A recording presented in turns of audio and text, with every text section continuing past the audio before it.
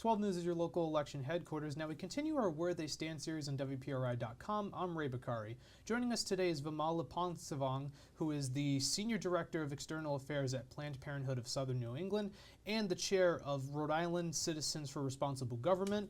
And the reason I have Vimala on, and we're also going to have another person to get both sides of this topic, this edition is going to focus on a question that's on the November ballot here in Rhode Island, which is asking voters if there should or should not be a constitutional convention. This question comes up on the ballot every 10 years, typically the year that ends with the number 4. And Vimala, it's good to have you here. Yeah, thanks, Ray. Thanks for having us. And for those who are watching who don't know what a constitutional convention is, which might be the case for a lot of folks since it comes up once every 10 years, or it's also known as CON-CON for short. So if you hear CON-CON, we're referring to the same thing. How would you describe this to them? Yeah, so a constitutional convention is a gathering of delegates who are elected by a small percentage of voters in a special election. And these folks usually have political connections, and so proponents who might say that this is a people's convention, it's far from that. And once they are gathered, once we have the elected delegates, they are charged with proposing and coming up with proposals for amendments to our state constitution.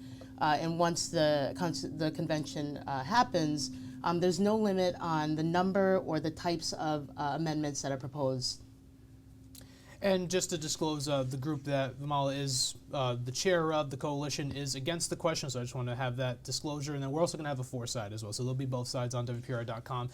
Continuing now with the next topic, what are some type of changes, whether positive or negative, that could be seen by the state if this convention is approved? Yeah, like I just mentioned, once a convention is approved, there's no limits on the number or types of amendments that are proposed. And in 1986, the last convention that was held in Rhode Island almost 40 years ago, it was promoted as a way to get government reform in, right? But what we saw from there were 2 anti-abortion amendments that were approved by delegates and an amendment that disenfranchised thousands of voters. So let's be clear. Anti-abortion opponents were never satisfied with overturning Roe.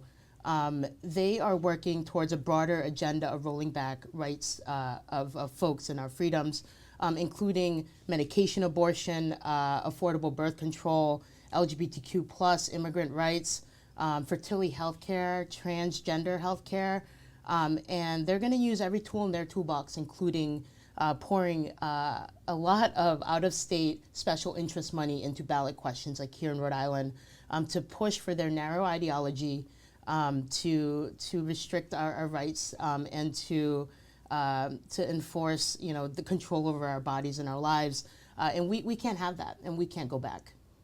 And to get kind of the other side that you hear often in this discussion, obviously your group is against the question, recently launching ads to showcase those concerns of reproductive rights and other rights that might be at stake if this convention were to pass. Some of those, however, who are in favor of this say you can get good government items like term limits for state legislators, line item veto power for the governor, things that typically won't get a floor vote because leadership in the General Assembly don't want them to get a floor vote. And they respond to the rolling back of reproductive rights, LGBTQ plus rights by saying, due to the nature of how Rhode Island politics is, that might not even happen if there was a convention. So any response to those types of claims? Proponents who are for a constitutional convention like to say that this is a way to avoid the politics of the General Assembly, right? But what we've seen is that a lot of the delegates who get elected are politically connected. It is Rhode Island. And we haven't seen any argument that in the last 40 years that has changed. And so what we're, in light and in fact of the Supreme Court, the Supreme Court's recent decisions to allow unlimited amounts of money, special interest money, wealthy special interest money to come and roll into the states, this is going to be the most political thing that we've ever seen because of the unlimited amounts of resources that are going to come into the state. And we already have a lower risk process for questions to go before voters.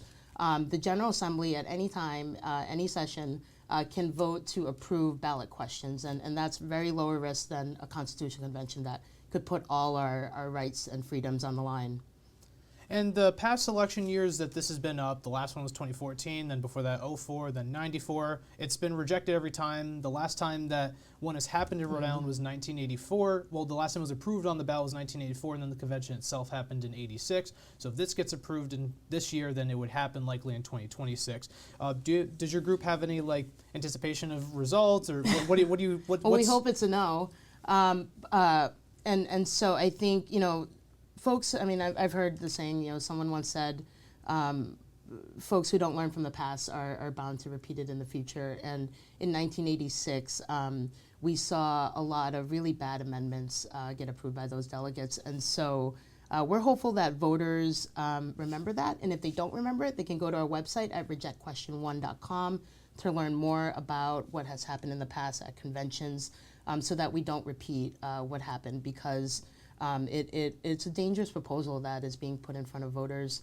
And so that's, we have hope that folks will learn more about this question, will learn more about the dangers of it, and will reject it just like they have in the last 30 years. And then looking ahead, say this were to end up passing in November, what could Rhode Islanders expect in terms of the process of this happening? Yeah, so again, we hope it doesn't pass, but if it does, it's up to the General Assembly to take on that next step of scheduling elections, special elections, to elect the delegates. The Secretary of State's office did do a financial analysis of this, and it could cost up to $5 million to do this Constitutional Convention. And we believe that $5 million could go a long way to actually meeting the needs of Rhode Islanders and not towards a constitutional convention. So if this were to pass in November, then there's elections for these delegates, and then it's expected sometime in 2 years from now they would meet? It would depend on how the General Assembly schedules and runs this whole thing. So still, again, very political, and it's still in the hands of the General Assembly, even though they're trying to avoid that political piece of it. That's all the questions I had, Vimala. I want to thank you so much for giving us your time for this. I really appreciate it. Well, thanks, Ray. And thank you for tuning into this edition of Where They Stand. Remember, 12 News is your local election headquarters. We have other interviews related to local elections this year in Rhode Island and a full voter guide available on WPRI.com. For now, Ray Bakari, 12 News.